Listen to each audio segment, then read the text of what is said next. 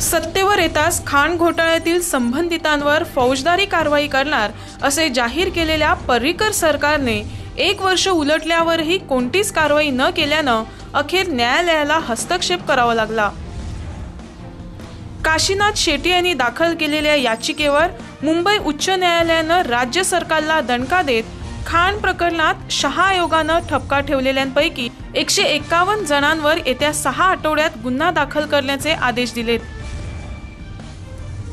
यात माजी मुख्यमंत्र्यांसह खाण मालक आणि इतर संबंधितांचे समावेश असणार आहे। गेल्या सप्टेंबरमध्ये काशीनाथ शेट्टी यांनी गोवा पोलीस तसंच सीबीआय कडे खाण घोटाळ्यातील संबंधितांवर कारवाई करावी यासाठी तक्रार दाखल केली होती। मात्र याची दखल घेतली न गेल्यानं शेट्टी यांनी मुंबई उच्च न्यायालयाच्या गोवा खंडपीठाकडे धाव घेतली होती। तेथेही हे प्रकरण आपल्या अधिकाऱ्याखाली येत नसल्याचं कारण देत हे प्रकरण फेटाळण्यात आलं होतं। मात्र शेट्टी यांनी थेट मुंबई उच्च न्यायालयात या प्रकरणाची दाद मागितली होती। त्यावर खाण घोटाळ्यात संबंधितांवर FIR येत्या 6 आठवड्यात दाखल करण्याचे आदेश राज्य सरकारला देण्यात आलेत।